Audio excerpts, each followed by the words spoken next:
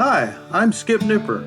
Welcome to Skip's Corner, the podcast where I tell you about not only Nashville's great baseball history and traditions, shot to right, a one-hop liner, but certainly about its past. And you will hear a little bit about its present and future, too. Yes, he can, and makes the waist-high catch. There are great stories about Tom Wilson Park, Herschel Greer Stadium, Sulphur Dell, and the players, coaches, and fans who love everything about baseball. And every once in a while, you will get to hear from a special guest who will share their fondness and even passion for the great game. The high fly ball down the right field corner, going way back, hits a lead-off home run. A few days ago, I got a chance to catch up with an old friend in North Carolina. His name is Rooster Narron. I met him, probably close to 50 years ago. You see, Rooster and his friend Jimmy Bryan began a sporting goods store in Goldsboro, North Carolina, called Sports World. I think that's the name of it. And they were a customer of my cousin, Billy Waddell. Now, Billy covered the Carolinas while I covered the Virginias beginning in 1972 for our grandfather's sporting goods agency, Jack Waddell and Sons. And in the fall of each year, there were always regional and national sporting goods shows. And Atlanta, Greensboro, Dayton, and Dallas were cities where shows were held that some of us would attend. Between Billy and me and my dad, who worked for his father-in-law, my dad was Virgil, and then our Uncle Dean, my mother's oldest brother. We always prided ourselves on having great relationships with our customers, and Billy was good at it with his accounts, but especially Jimmy and Rooster. And I envied their stories from their visits together. Now, I prided myself on the relationships I had with my customers too, and I think any sales rep that's been at it for a long time would say, even in the position that I'm in, when you retire, the thing that you miss the most are those relationships and those friendships, and maybe sitting down at a ball game with one of your customers, or even their family, or having dinner with them sometimes. But when Billy passed away, my dad and I had formed our own company when Granddaddy retired, and Billy had too, and we made arrangements with Billy's wife, Suzanne, to acquire his territory. And we put his brother, Tim Waddell, in the Carolinas. Tim lived and still continues to live in Chattanooga, and he's recently retired too, a little over a year ago. Well, when I traveled with Tim to begin his sales territory in the Carolinas, that gave me an opportunity to visit Goldsboro and even play in a charity softball game Jimmy and Rooster had planned one Saturday. And that was a great weekend, as they were so kind to us and gracious in our time of grieving Billy's passing. I have stayed in touch with Rooster, but when I had a chance to write a bio for a book about the 1960 Pittsburgh Pirates for SABR, the Society for American Baseball Research, I jumped at the opportunity because I knew Rooster's dad was on that team. I'll explain that a little bit, but he was not a player.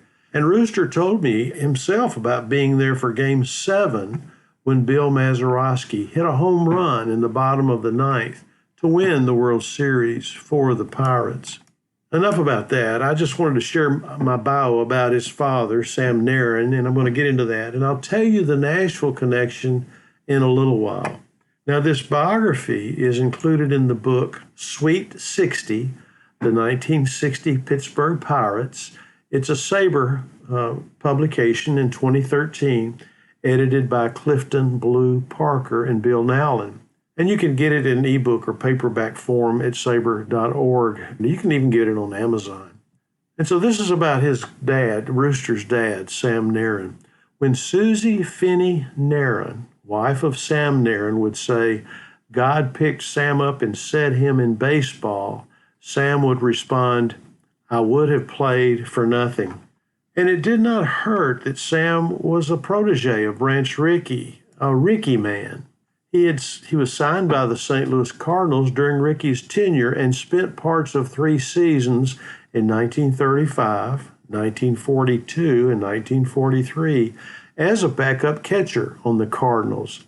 And after his playing career ended, he became a coach, following Ricky to Brooklyn and then to Pittsburgh, and was the Pirates' bullpen coach from 1951 to 1964.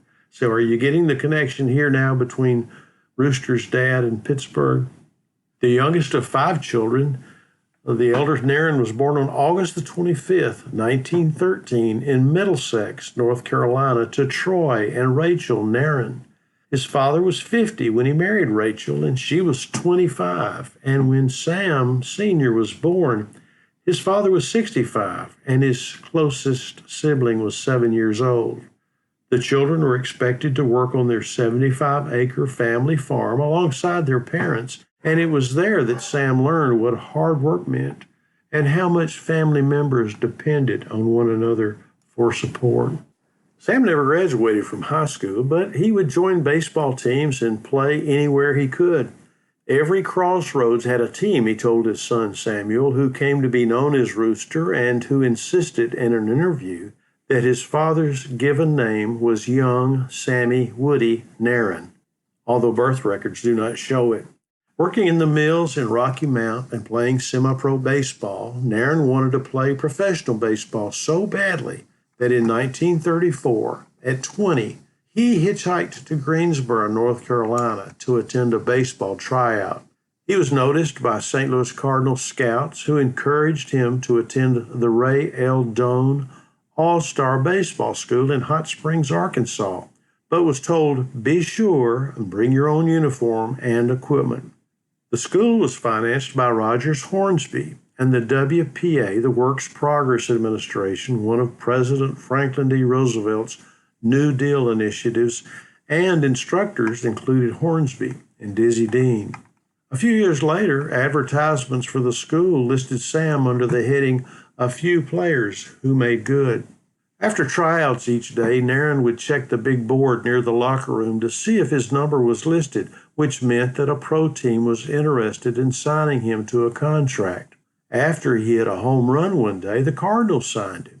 And at first, Narron was considered as a candidate for the Cardinals team at Greensboro of the Class B Piedmont League, but he was sent instead to Martinsville of the Class D Bi-State League, that's bi-state, 2 states, Virginia and North Carolina, as a third baseman, and playing in 78 games, Narron hit for a .365 average and tied for the team lead with 10 home runs. Now, Narron returned to Doan's school in early 1935 to gain more baseball knowledge and to take advantage of advanced instruction. And soon after, during Cardinals spring training, General Manager Branch Rickey told Narron he should switch to catching since he was not known for his speed. And it was the best advice Narron ever got. If you want to learn to be a catcher, you'll need to catch 2 hours in the morning and 2 hours in the afternoon, Rickey told the 5'10", 185-pounder.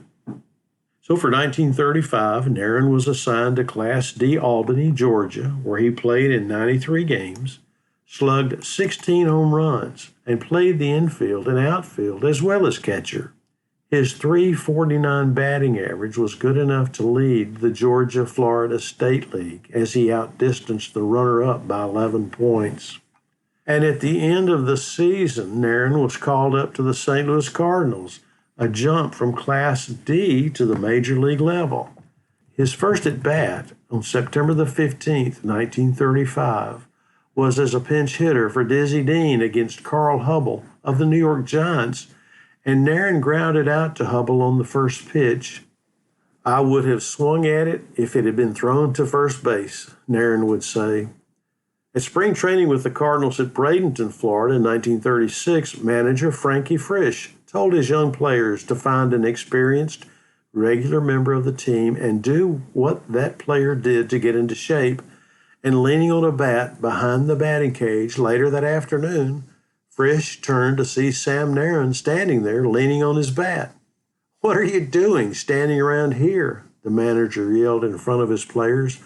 "Didn't I tell you to pick out some regular and do what he did?" "Yes," answered Narron politely, "and I picked you." Narron underwent an emergency appendectomy just a few days later. He was kept in the Cardinals camp and then was sent to Sacramento of the PCL on April the 20th. And playing in only 57 games for the Solons in his weakened condition, Narron still was able to hone his catching skills in the bullpen for manager Bill Killefer under Ricky's direction. And Narron spent 1937 nearer to home at Asheville in the Piedmont League, playing in 116 games and batting .328. In the next season at Rochester in 1938, he batted .311 and returned to play for the Red Wings again in 1939 and batted .302. He also continued learning the skills of catching and handling pitchers, which became his greatest assets. But he was demoted to the Texas League's Houston Buffaloes in 1940 and returned there in 1941. His batting average dipped below .300 in both seasons, but he caught in more games. And back at Rochester for the 1942 season, he shared catching duties with Sheriff Robinson and Ray Hayworth, then was called up to St. Louis as third-string catcher in June.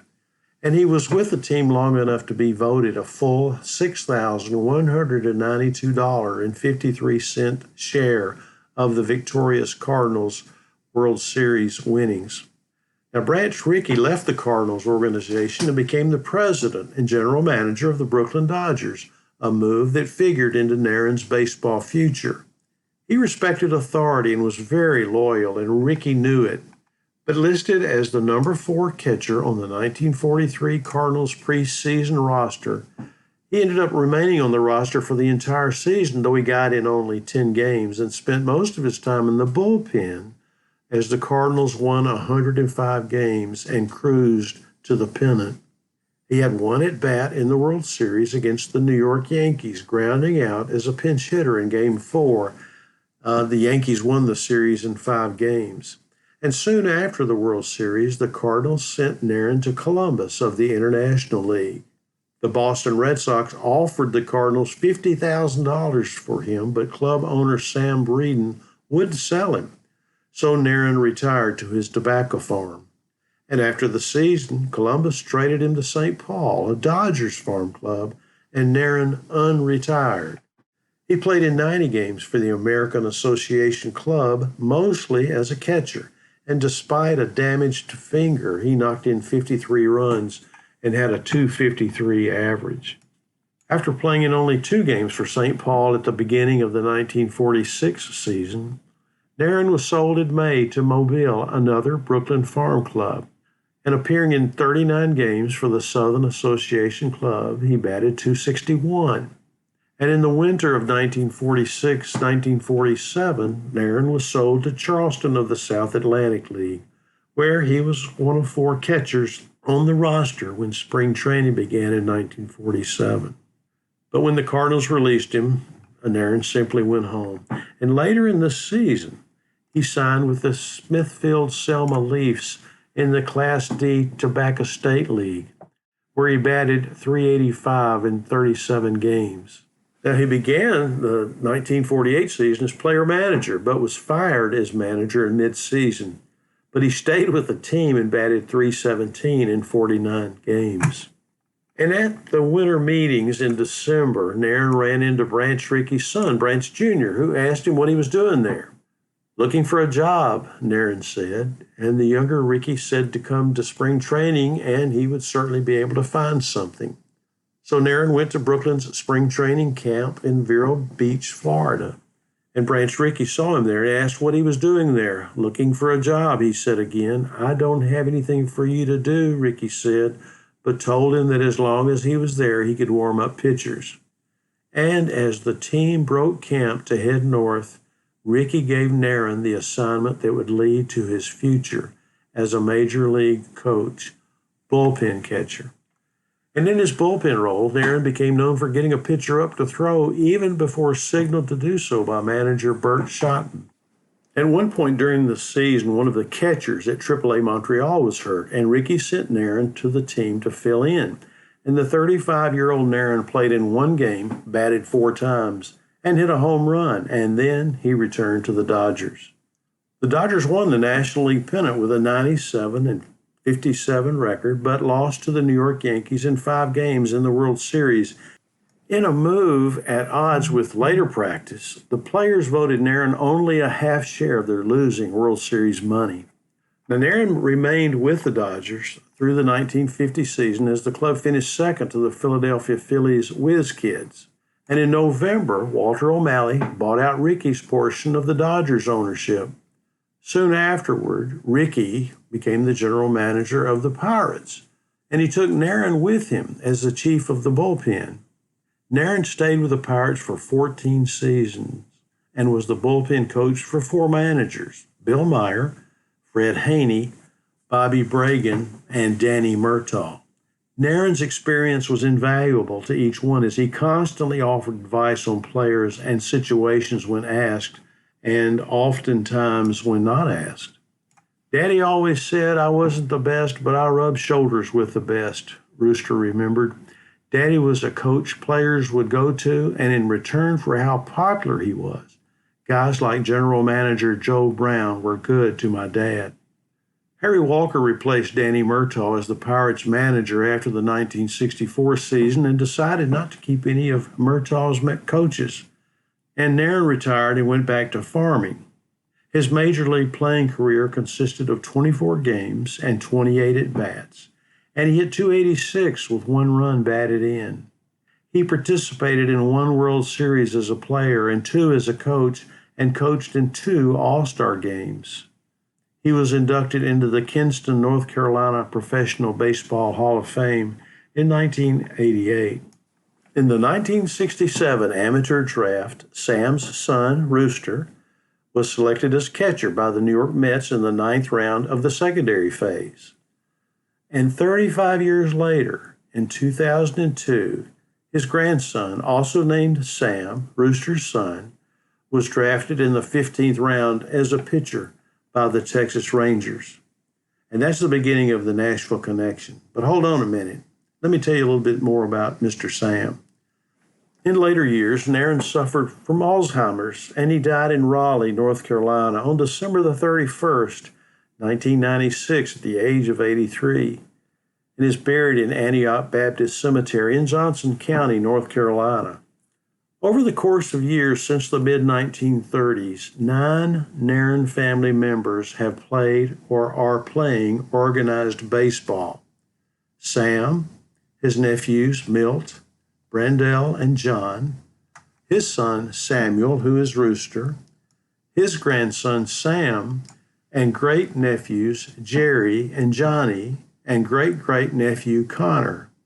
Now, Jerry, a catcher like his great-uncle, has managed the Texas Rangers and Cincinnati Reds, and grandson Sam in 2012 was a pitching coach.